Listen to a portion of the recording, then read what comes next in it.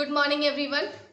तो last video में हमने एक नया चैप्टर से क्लास 11th का चैप्टर सेकंड स्टार्ट किया था, एटॉमिक स्ट्रक्चर। ठीक है, कल हम लोगों ने उसमें रदरफोर्ड का एक्सपेरिमेंट, थॉमसन का एक्सपेरिमेंट, ये सब पढ़ा था। इलेक्ट्रॉन, प्रोटॉन, न्यूट्रॉन, इसके बारे में पढ़ा था। इलेक्ट्रॉन, प्रोटॉन, न्यूट्रॉन की खोज किसने की थी, ये पढ़ा था। तो देखिए, रदरफोर्ड का परमाणु मॉडल कल हम सबने पढ़ा था। तो रदरफोर्ड ने क्या कहा था, इलेक्ट्रॉन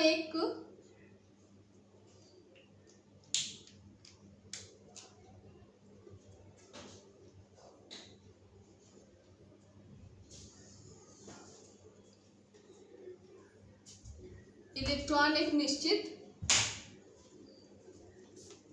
गति पे घूमते रहते हैं और इनके मध्य में नाभिक पाया जाता है, एक धनावेश पाया जाता है जिसे हम नाभिक कहते हैं।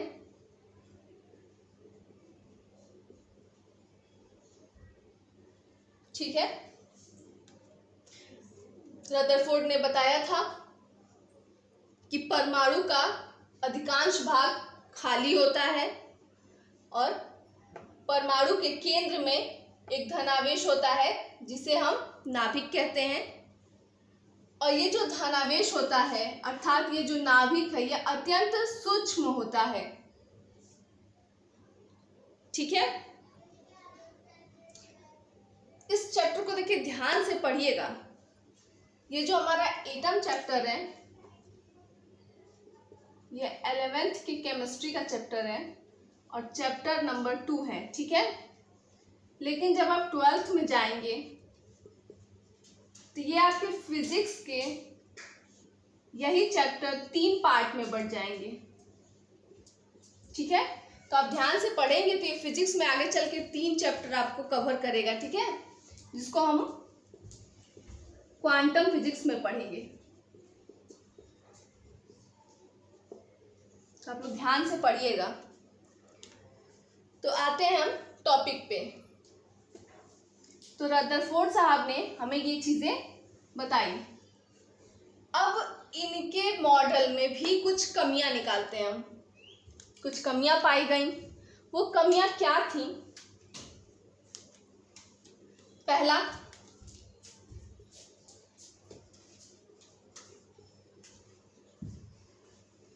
इन्होंने कहा था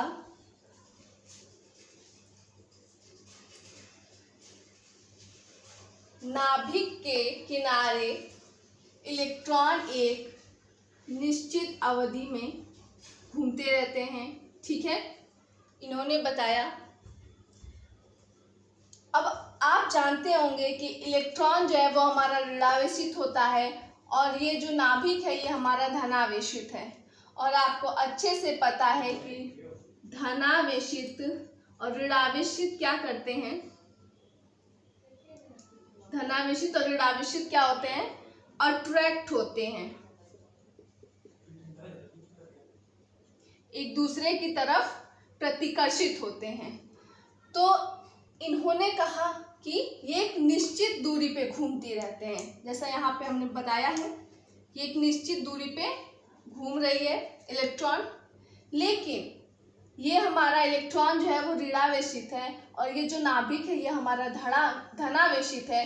तो ये क्या होगा, ये घूमते घूमते धीरे धीरे हमारे नाभिक के पास आएगा और एक टाइम ऐसा आएगा जब ये हमारे नाभिक से जाके टकरा जाएगा। ठीक है,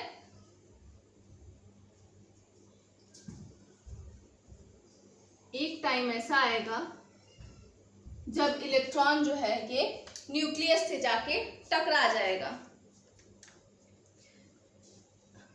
अब जाहिर सी बात है कि इलेक्ट्रॉन न्यूक्लियस से टकराएगा तो हमारा जो यहाँ एटम है वो टूट जाएगा, लेकिन ऐसा नहीं है। हमारा एटम टूटता नहीं है। एटम जो है, आपने शुरू में ही पढ़ा कि अविभाज्य है। अगर इनके कथन की बात माने, हमारा इलेक्ट्रॉन जो है वो नाभिक में आके टकरा जाएगा, और टकराने का साफ मतलब है कि वो टूटेगा। अब एग्जाम्पल के तौर पे ले लीजिए, ये मार्कर है, ठीक है। अगर मार्कर का जो इलेक्ट्रॉन है वो इसके नाभिक से आके टकराता है तो ये इसका कुछ पार्ट, उसका एटम टूटेगा, यानी कि इसका कुछ पार्ट टूटेगा। तो या अगर हम इसे रख देते हैं तो वो रखा रहेगा तो अपने आप रिएक्ट होता रहता है, और जब रिएक्ट होगा तो इसका एक हिस्सा टूटा हुआ होना चाहिए, जबकि ऐसा नहीं है। अगर ये टूटता है रोज रोज तो आज थोड़ा मार्कर ख़त्म हुआ, कल थोड़ा ख़त्म हुआ, परसों ख़त्म हुआ, और इस तरह ये एक दिन पूरा ख़त्म हो जाएगा। लेकिन ऐसा नहीं है, हमारा मार्कर जो आज है वही कल रहेगा, वही परसों रहेगा, मतलब ये कभी ख़त्म नहीं होगा, ये जैसा है वैसा ही रहेगा, ठीक है। तो इन्होंने ये कहा, ये जो प्रोसेस है इसको एक नाम दिया गया,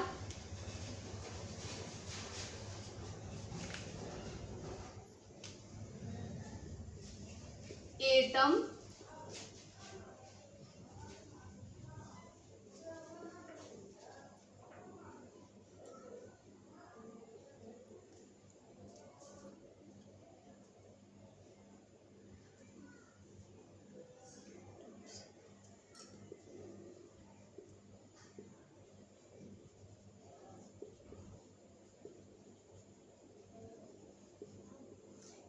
हिंदी में क्या बोलते हैं मुझे नहीं पता, इंग्लिश में एटम कोलैप्स पैराडोज। कोलैप्स मतलब होता है खत्म होना, और पैराडोज मतलब होता है झुंड, ठीक है।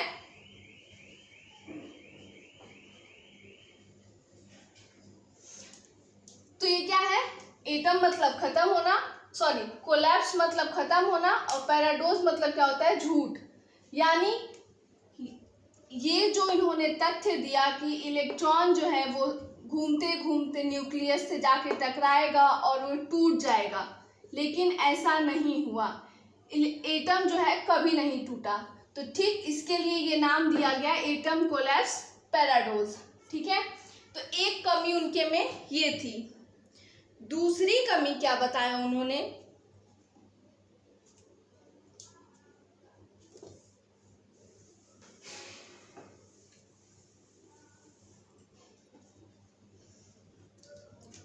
दूसरी कमी क्या निकाली हम लोगों ने, ये हमारा न्यूक्लियस है और ये हमारा इलेक्ट्रॉन है।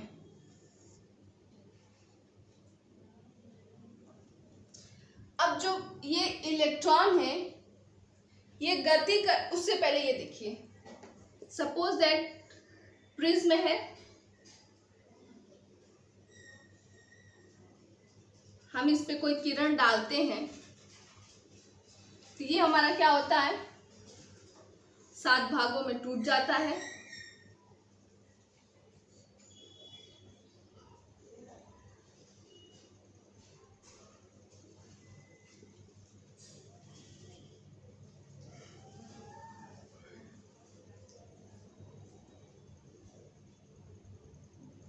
आप फिजिक्स में ज़्यादा पढ़े होंगे कि हम किसी भी किरण को जब प्रिज्म पे डालते हैं तो वो हमारा विबग्योर कलर में टूट जाता है, ठीक है। और जिस पे हम इसको देखते हैं इसको हम क्या बोलते हैं, पैटर्न या फिर स्पेक्ट्रम।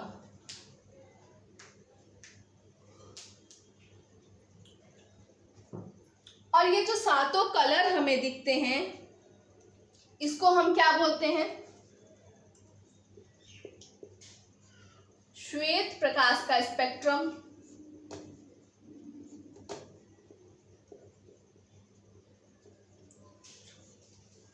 इसको हम क्या बोलते हैं, श्वेत प्रकाश का स्पेक्ट्रम, ठीक है। तो अब ये क्या कह रहा है कि ये जो इलेक्ट्रॉन है जब ये नाभिक के पास जाएगा तो इससे कुछ न कुछ ऊर्जा निकलेगी,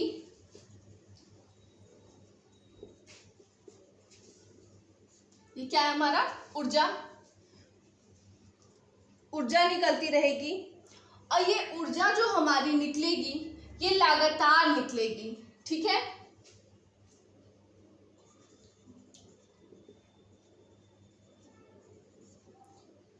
ऊर्जा को लगातार को हम क्या बोलते हैं? कॉन्टिन्यूसली। लेकिन साइंस के लैंग्वेज में हम इसे कहेंगे सतत। तो हमारी ये जो ऊर्जा निकल रही है ये हमारी कॉन्टिन्यूसली निकलनी चाहिए, क्योंकि वो कॉन्टिन्यूसली घूम रहा है। ऐसा तो कह नहीं रहा है कि हम 1 बजे निकलेंगे, फिर 2 बजे हम नहीं निकलेंगे, हम 3 बजे निकलेंगे, हम 4 बजे नहीं निकलेंगे। वो निकलेगा तो लगातार निकलेगा। ठीक है ना, ऐसा नहीं कि बीच बीच में आराम करता रहेगा। ठीक, लेकिन अब हम अगर यहाँ पे इसका स्पेक्ट्रम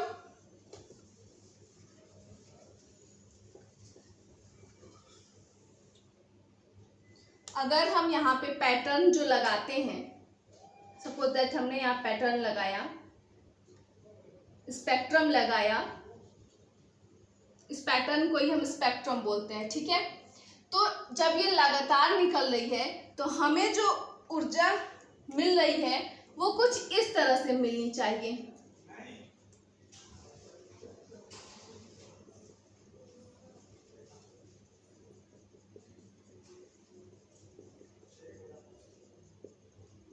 ठीक है, हमें जो ऊर्जा मिलनी चाहिए स्क्रीन पर वो कुछ इस तरह से मिलनी चाहिए अगर ये लगातार निकल रही है तो। लेकिन जो परमाणु का एटम है,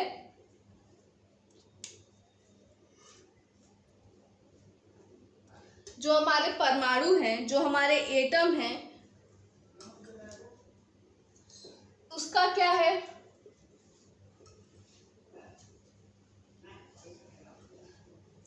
लेकिन उसका जो हमें ऊर्जा जो मिल रहा है स्क्रीन पर,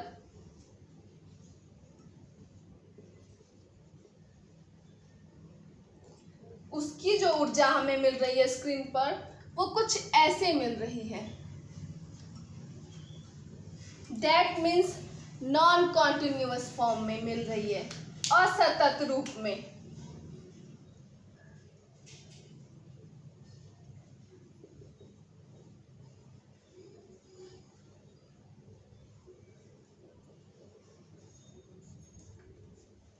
ये जो हमें ऊर्जा मिल रही है ये हमें नॉन कॉन्टिन्यूअसली फॉर्म में मिल रही है और सतत रूप में मिल रही है।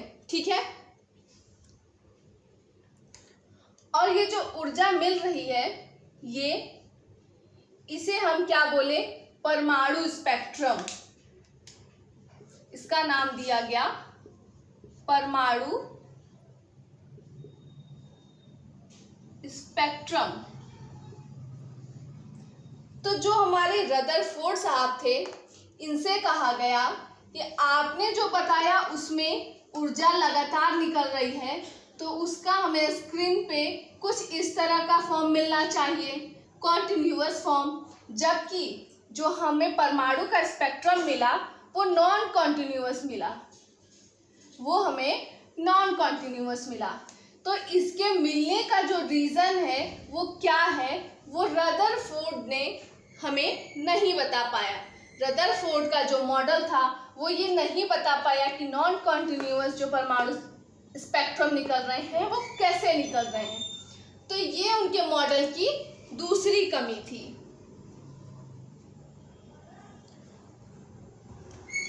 ये उनके मॉडल की दूसरी कमी थी।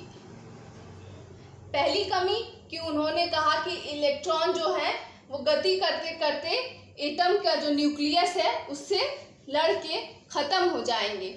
पहली कमी वो थी, जबकि एटम अविभाज्य है वो कभी नहीं खत्म होगा।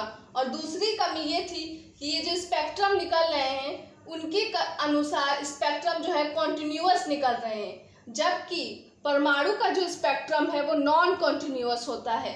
वो ब्रेक कर करके हमें उसका जो स्पेक्ट्रम फिल्म मिलती है वो ब्रेक किया हुआ होता है। ठीक है, तो ये रदरफोर्ड के परमाणु मॉडल की दो कमियां थी। अब एक टर्म है इम्पैक्ट पैरामीटर।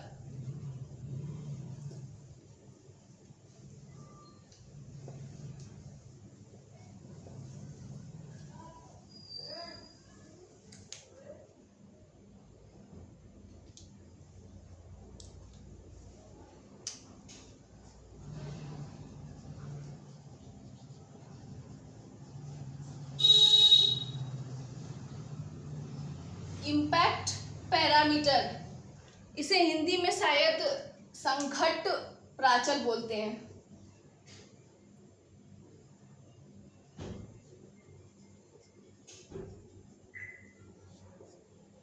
आप इंग्लिश नाम ही याद करिए, इम्पैक्ट पैरामीटर। अब देखिए इम्पैक्ट पैरामीटर क्या है।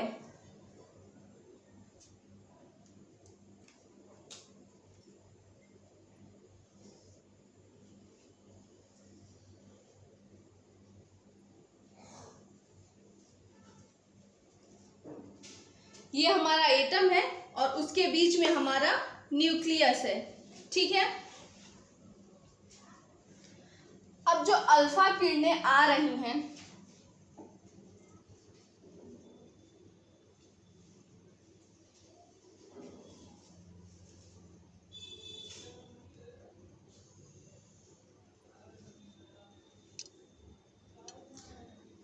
अगर हम इसका कोण माने, ठीक है, अगर हम इसके कोण को थीटा से शो करते हैं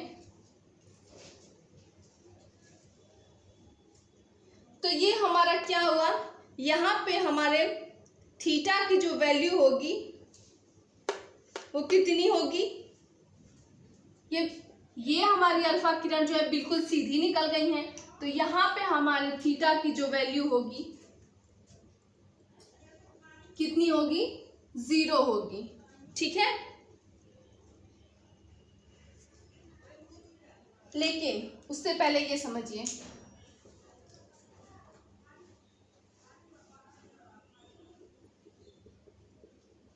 ये हमारे एटम की मध्य रेखा है, ठीक।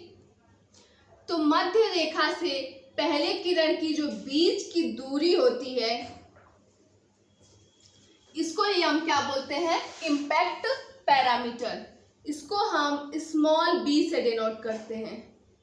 किससे डिनोट करते हैं, स्मॉल b से डिनोट करते हैं। और ये हमारी किरणें गई हैं,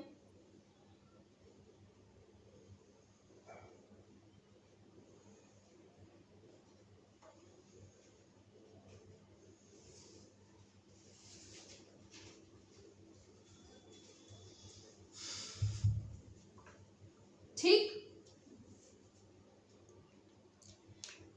तो अगर हम इसको पहली किरण मान लेते हैं, इसको दूसरी मान लेते हैं और इसको हम तीसरी किरण मान लेते हैं, ठीक है।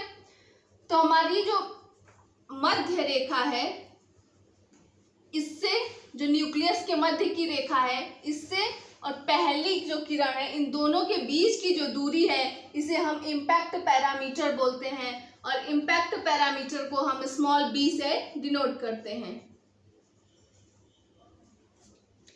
ठीक है। समझ में आया आपको। तो यहाँ पे अगर ये रेखा हमारी बिल्कुल सीधी निकल गई है, तो यहाँ हमारा कितने अंश का कोण बना, 0 अंश का, ठीक है। तो हमारा इम्पैक्ट पैरामीटर जो है वो क्या होगा, उच्च होगा। उच्च क्या मतलब है, उच्च से ये यहाँ मध्य रेखा से लेके पहली रेखा के बीच की दूरी को ही ये कहा गया है, यानी यहाँ से यहाँ तक की जो इम्पैक्ट मीटर की दूरी है वो उच्च है। ये हमारा पहले रेखा के लिए था। अगर वही हम दूसरे रेखा के लिए ले यहाँ पे, तो यहाँ पे थीटा की वैल्यू कितनी होगी,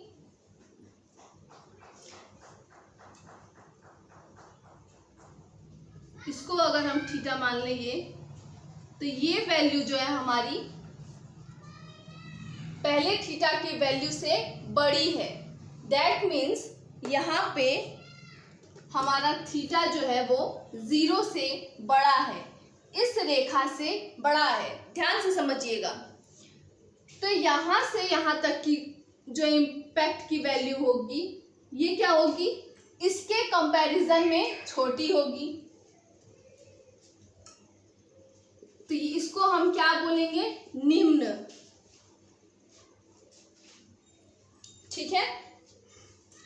एंड तीसरे को लें तो तीसरा हमारा क्या था, तीसरी रेखा जो हमारी गई न्यूक्लियस से, ये क्या, न्यूक्लियस से टकराकर वापस आ गई। ये हमारी रेखा है, बिल्कुल सीधी जा रही है और ये टकरा कर यहां से वापस आ गई। तो ये हमारा कितना, 180 अंश का कोण बनाया।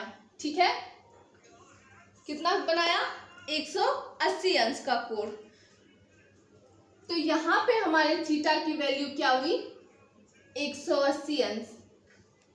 ठीक है, और यहां पे जो b की वैल्यू निकली वो कितनी निकलेगी, b की वैल्यू हमारी 0 होगी, क्योंकि वो जिस सिधाई में गई है उसी सिधाई में वो वापस आ गई है। ठीक है,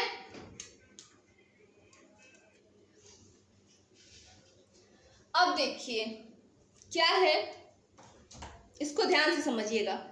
इस जो अल्फा किरण है, जो हमारी अल्फा किरण है, तो ये इम्पैक्ट पैरामीटर क्या है, न्यूक्लियस से जो लंबवत दूरी है वही हमारी इम्पैक्ट पैरामीटर है। अल्फा किरण की न्यूक्लियस से जो लंबवत दूरी है वो हमारा क्या है, इम्पैक्ट पैरामीटर। ध्यान से समझिएगा, हमने एक्सपेरिमेंट में अल्फा किरण डाला था, तो अल्फा किरण की न्यूक्लियस से जो लंबवत दूरी है वो हमारा इम्पैक्ट पैरामीटर कहलाता है। ठीक है, तो आज के टॉपिक के लिए इतना बहुत है। कल फिर एक नए टॉपिक के साथ आते हैं। फिलहाल आप इसका रिवाइज करिए और प्रैक्टिस करिए। Thank you.